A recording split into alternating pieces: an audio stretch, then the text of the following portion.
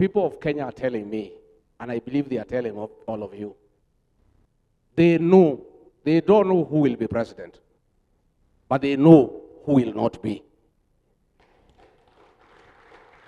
Watu wa Kenya wameamua ni nani hata kuwa rais wa Jamhuri ya Kenya.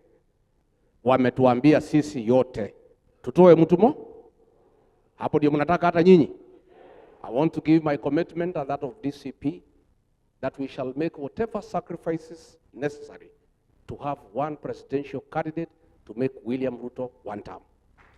Don't be worried. The Kenyan population is one term.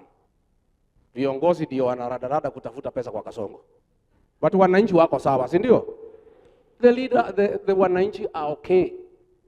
Kasongo alienda hapo Nyeri akaita mkutano ya watu 18,000. Akawapatia kila mtu 5,000. That is 90 million. Wakanipigia simu. Kasema Rigiji ulituambia hii pesa tusipeleke nyumbani. Inaweza kutuletea madhara.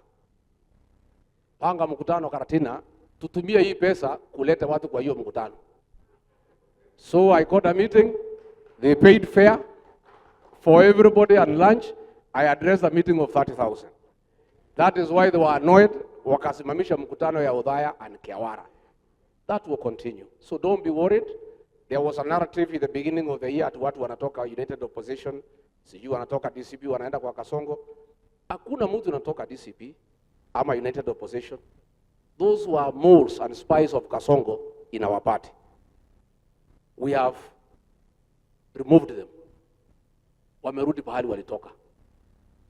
Kwa hivyo, there is a transfer window. In the next 2 months, wale wasaliti wote na spies na moles ya Kasongo, tutawatoa warudi pahali walifanya nini? Wengine wanatoka DCP wanaenda straight kwa Kasongo, where they belonged. Mwingine alikuwa kwangu, tukamtoa. Akakimbia Kenya moja, akafukuzwa. Akakuja kwa Matiang'i, akafukuzwa, amerudi kwa Kasongo. And that is what we shall do. And among ourselves here we'll share intelligence. Tukifukuza moja tumejua ni mtu ya Kasongo, usikubali akuja kwako, wacha arudi kwa Kasongo.